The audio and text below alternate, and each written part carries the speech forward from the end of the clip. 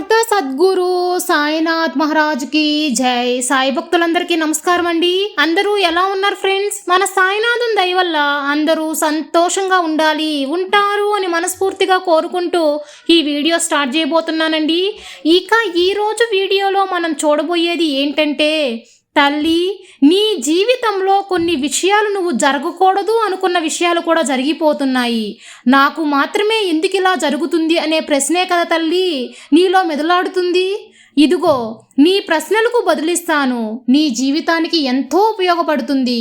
కానీ నా మాటలు సూక్ష్మమైనవి. కొంచెం నిదానంగా విని ఒంటరిగా ఆలోచించు చూడు, నీకే అర్థమవుతుంది బిడ్డ. నీ జీవితంలో కొన్ని విషయాలకు నీకు ప్రశాంతత ఉంటుంది. నీ జీవితం ఒక అద్భుతమైనది తల్లి. నువ్వు నమ్మినా నమ్మకపోయినా నువ్వు చేసే పనులు జరుగుతూనే ఉంటాయి. నువ్వు చేసే పనిలో నీకు మంచి మాత్రమే చేస్తాను. కానీ అది నువ్వు వరం అనుకుంటే వరం అవుతుంది. నువ్వు శాపం అనుకుంటే అది శాపం అవుతుంది. నువ్వు శాపంగా తలుస్తూ ఉంటే అది శాపంగా మారుతుంది తల్లి. చాలా సమయాలలో జరిగే వరాలను శాపాలు అనుకొని కన్నీరు కారుస్తున్నావు. కొన్నిసార్లు ఎదురు చూడని శాపాలను వరం అనుకొని పండగ చేసుకుంటున్నావు తల్లి. కానీ శాపాన్ని వరంగా, వరాన్ని శాపంగా జరిగితే అది నా విధి, నా కర్మ, ఏదో ఒక కారణం చూసి తృప్తి పడుతున్నావు. కానీ ఎక్కడ జరిగింది మాత్రం గుర్తిస్తావో, అన్నీ నా కోసమే అని అర్థం చేసుకుంటావో, ఆయన ఇచ్చేదంతా నా వరమే, నాకు మాత్రమే వరమిస్తున్నాడని నువ్వు తెలుసుకుంటావు. అప్పుడే నీ మనసు తెలివిపడుతుంది తల్లి. భగవంతుని అనుగ్రహం నా కోసం అని నువ్వు తెలుసుకో. మంచిది మంచి అని తెలుసుకునే లోపే నీ జీవితం దాగి ఉంటుంది తల్లి. ఏది కూడా మంచి చెడులు నిర్ణయించేటప్పుడు ఎందుకు జరిగింది, ఎందుకు నాకు ఇలా జరిగింది అని కొద్దిగా ఆలోచిస్తే చాలు. అప్పుడు కూడా అర్థం కాకపోతే ఒక దగ్గర కూర్చొని కళ్ళు మూసుకొని నాతో మాట్లాడు బిడ్డ. బాబా, నా కోసం ఏది శాపమో అని అడుగు. నువ్వు అడిగిన లోతైన మాటలు నాకు నీకు బంధాన్ని దగ్గర చేసి అన్నీ నీకు అర్థమయ్యేలా చేస్తాను. నువ్వు శాపం అని అనుకునేంత అబద్ధం అని తెలుసుకుంటావు. ఇందుకే బాధపడ్డాను అని నిన్ను నువ్వు చూసి నవ్వుకుంటావు. ఎందుకంటే ఏదో పోయింది అని నువ్వు కన్నీరు కార్చావు కదా, అదంతా అబద్ధం అని తెలుసుకుంటావు. నీకు అవసరం లేనిది మాత్రం నీ దగ్గర నుంచి తీసుకుంటానమ్మా. నీకు ఆపద కలిగించేది మాత్రం నీకు అస్సలు ఇవ్వను. జరగబోయే కాలంలో నీకు ఏది అవసరమో అదే నీకు ఇస్తాను తల్లి. ఇప్పుడున్న కాలంలో నీకు ఏదైతే ముఖ్యమో అదే నీకు తెలియపరుస్తాను. అది నీకు అర్థమైంది కదా. నీకు కావాల్సింది నీకు దక్కే కాలం వచ్చేసింది తల్లి. అదే నీకు తెలియపరచాలనే అనుకున్న విషయం. నువ్వు నా దగ్గర పెట్టే ప్రతి ప్రార్థనలు, ఆశలు, కోరికలు నెరవేరలేదని ఆరాడిపడి ఆందోళన పడిపోతున్నావు. అన్నీ జరుగుతున్నాయి. నీకు కావాల్సిన పనులు కూడా జరిగిపోతున్నాయి. అవునా, అలా ఏం చేస్తున్నావు బాబా నా కోసం నువ్వు అని అడుగుతున్నావు కదా. చెబుతాను విను బిడ్డ. నువ్వు నడిచి వెళ్తున్నప్పుడు ఆకలి వేసింది.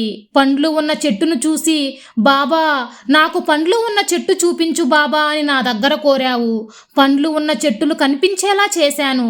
కానీ ఆ చెట్టు దగ్గరకు వెళ్ళడానికి ముళ్ళ కంపలు, అడ్డంకులు, రాళ్ళు, రప్పలు దాటి వెళ్లాల్సి ఉంటుంది. ఆఖరికి ఎలాగో పోరాడి ఆఖరికి చెట్టు దగ్గరికి వెళ్ళిపోయావు.